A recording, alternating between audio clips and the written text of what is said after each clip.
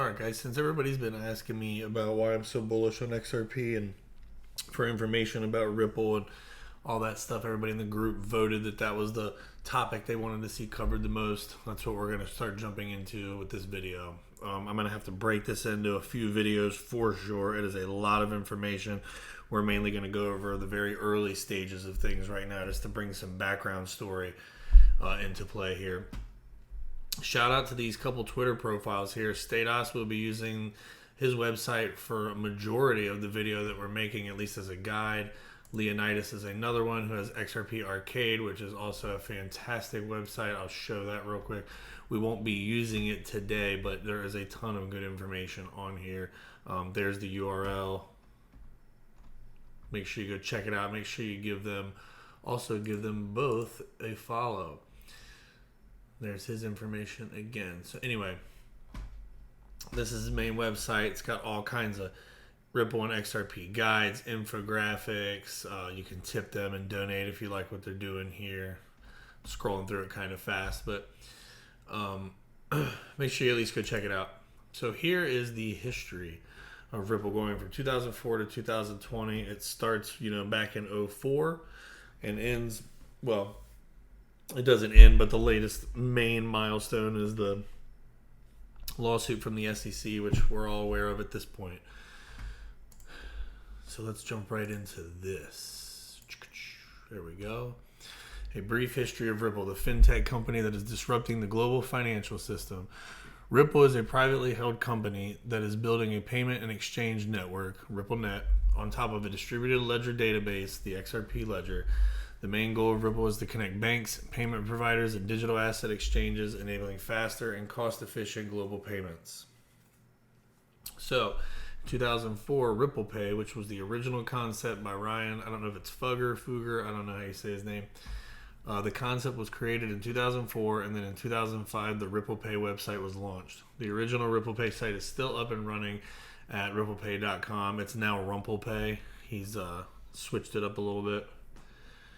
Anyway, Ripple Pay was launched as a financial service to allow users to extend credit lines to their friends, family, and associates, as well as make secure payments in traditional and online currencies. Now, this is 2005, guys. I mean, this is a while before Bitcoin or anything emerged, so it's just kind of cool that some of these concepts came into play.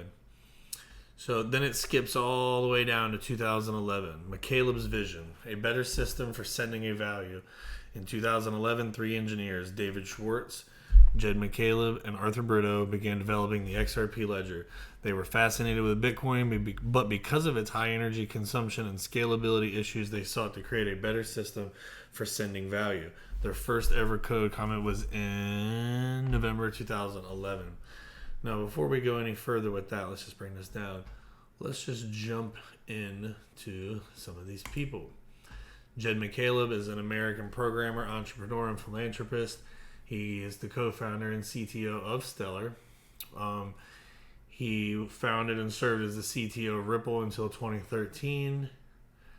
He is also known for creating Mt. Gox and the peer-to-peer eDonkey and Overnet networks, as well as the eDonkey 2000 application. For those of you who don't remember, Mt. Gox was like the first, it was a Bitcoin exchange based in Tokyo, launched in July. By 2013 and in 2014, it was handling 70% of all Bitcoin transactions worldwide. It was a pretty big deal. It didn't end well, but that's for a whole different video. Then you had Arthur Britto, who is the mysterious Ripple co-founder almost nobody knows about. He is apparently a real person. I'm not going to read this, but there's like no photos and no real info about the guy. And apparently he is an introvert and super private, has no desire to be a public figure for personal reasons, and is just in it for the technology. I can get down with that, so more power to you, man. And then David Schwartz, one of my favorite people. This is a really cool article. Here's the URL up here if you guys need it or anything. You can just search for David Schwartz Forbes and you'll find it. I won't get into all of this, but it's just fantastic. It's a great read.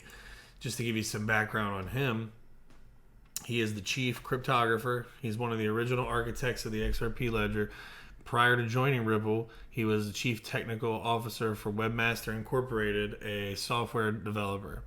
He developed encrypted cloud storage and enterprise messaging systems for organizations like CNN and the NSA. So that's just going to tell you the level of people we're dealing with here. So in 2012, the ledger was created. There was 100 billion XRP max supply. They were then called XNS. Apparently, a bug in the Ripple server caused ledgers headers to be lost. Ledgers 1 through 32,570. All data from all running Ripple servers was collected, but it was insufficient to construct the ledgers. By June 2012, Schwartz, McCaleb, and Britto completed the code development, and the XRP ledger was fully functioning. They built a distributed ledger that improved upon these fundamental limitations of Bitcoin. The code they wrote would create a distributed ledger, which they named Ripple. It included a digital asset called Ripples. XRP is the currency code. At the time, Ripple stood for the open source project, the unique consensus ledger, which is the Ripple consensus ledger, transaction protocol, which is the Ripple transaction protocol, the network, the Ripple network, and the digital asset known as Ripples and ZERPs. The community simply started calling the digital asset XRP. So OpenCoin is founded.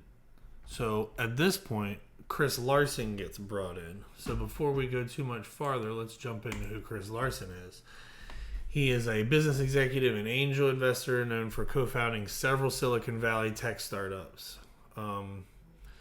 We had Elon, Banco. He had to do with people getting their FICO scores. And then the one that popped out to me when I started researching this guy was Prosper. He's the co-founder of Prosper, which was their CEO in 2012. And they've become pretty big in like the mainstream now for peer-to-peer loans and stuff. So I was aware of them. I thought that was interesting.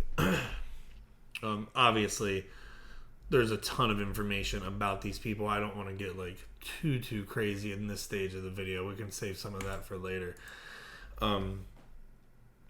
So the fantastic trio, as they're described here, founded OpenCoin on September 19th, 2012 in San Francisco. It was known as Newcoin Inc., now known as Ripple Labs or Ripple. In 2012, Fugger, I guess it is Fugger, there's 2 G's here. Fugger handed over the project to Jed McCaleb and Chris Larson, and together they founded the US-based technology company OpenCoin. So while they were still OpenCoin, well, in 2013, they rebranded to Ripple Labs. On April 11th, OpenCoin had announced it closed an angel round of funding with several venture capital firms, including Google Ventures, Andreessen Horowitz, FF Angel, Lightspeed, etc. So I'm going to cover these guys. And this is going to be pretty much where this video stops because it's going to get kind of long with this. So I found one of the old articles here where they talk about it. And it says, Ripple will likely be the easiest way to buy and sell Bitcoins. The built-in exchange will allow people to buy and sell Bitcoins using any other currency on the Ripple network, which is interesting. It's funny how these companies, their plans really evolve as time goes by. So to get into these investors, we'll just start with Andreessen Horowitz. This is their portfolio. So obviously we don't have time to break all these down, but you're going to see companies. I mean, we got Facebook, Groupon, Lyft, Pinterest, Zulily, Slack. I mean, there's a lot of them on here. I'm not going to hit all of them. I just want to scroll down through here. So you guys, I really wanted this to get across to you the level of people we're dealing with here. Skype's here. Here's their active portfolio. You got Airbnb's on there. Tons. Brightside. So, as you can, these are big investment firms. This isn't just like, oh yeah, we secured a little capital. No, these people, they got money. Now I'm actually trying to hurry up through it. So that's Andreessen Horowitz. They invested. Now this is still when it's OpenCoin. After these rounds of investments is when they changed the name to Ripple Lab and rebranded themselves. Here I did take a couple of them off because they didn't really have anything to show on their websites. But look at these guys: Uber, Medium. I mean, those are big companies, man. Stripe is huge. Some of you guys should be familiar with them by now. DocuSign, GitLab, Arcus. I mean, this is pretty big companies. Oh, look. Nope. That's so funny. That would have been too convenient. These guys, again, huge amounts of investments. You know, again, we're not gonna stop and read all of them, but got KuCoin up there. I just wanted you guys to understand that, like, these investment firms are. Then you had Pathfinder, who was formerly FF Angel, who was listed on there, and I wasn't able to find a ton of information on them, to be honest, but I did see they had like Blockfolio and like a couple other big ones. What was interesting about them, though, they were an early stage investment vehicle of the venture capital firm Founders Fund. We'll get to them in a minute, but that's a big deal, and you can't find much about them now. What are their exits? Does it show that? Billy, Blockfolio, Credit Karma. You know, they've been involved in some pretty big stuff too. Fortunately, I don't pay for this, so it's not going to allow me to go any farther, but we'll get to them in a minute. And then the Bitcoin Opportunity Fund that was mentioned in the infographic is the digital currency group. And you can see on here, you know, they're also invested in Ripple. They invested in Kraken, BitNet Technologies. You know, they're involved in some stuff as well. So then you go, Barry Silbert was the founder. He also is a crypto asset manager for Grayscale Investments and a liquid assets marketplace, Second Market. So, you know, he's involved with quite a bit. Then you get over to their portfolio, they're full. And again, it's just so much stuff. These are big companies. Like, big companies. You know, Hedera Hashgraph's popping up on here. You guys know I love some H-bar.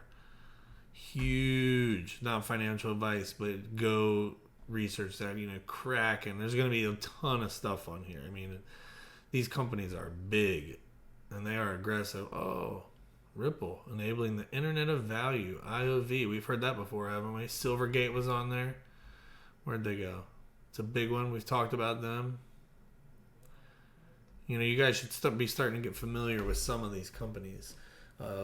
Zcash is one you guys probably have heard of as well. So now let's just jump right into Founders Fund. It's an intense website. We invest in smart people solving difficult problems. Sounds cool, right? You know, I thought this was cool. It's like some space stuff going on. You know, they're a part of Airbnb. Peter's book. We're going to get to Peter. Peter's a big deal. You see that? That looks familiar, doesn't it? SpaceX. So let's check out their portfolio. Some big stuff here. SpaceX, Palantir, Stripe, Facebook, Airbnb, Spotify. I love my Spotify account. Credit Karma, Molecular Transport. I mean, there's some pretty big companies on here. Lyft, Oculus, Asana. I'm just shouting out some of the ones that are grabbing my eyes. Climate Corporation, you know, you're seeing a lot of that. Compass, that's the real estate. So anyway, if you go to them and you go look at their team, this is where I was leading to next. Peter Thiel is one of their partners. So Peter Thiel is also he's the managing director of the venture capital firm Founders Fund. He also co-founded the CIA-backed big data startup Palantir. He was the first big investor in Facebook, who has sold most of it, but is still on the advisory board. And he is also the co-founder of PayPal. And he's also invested in SpaceX.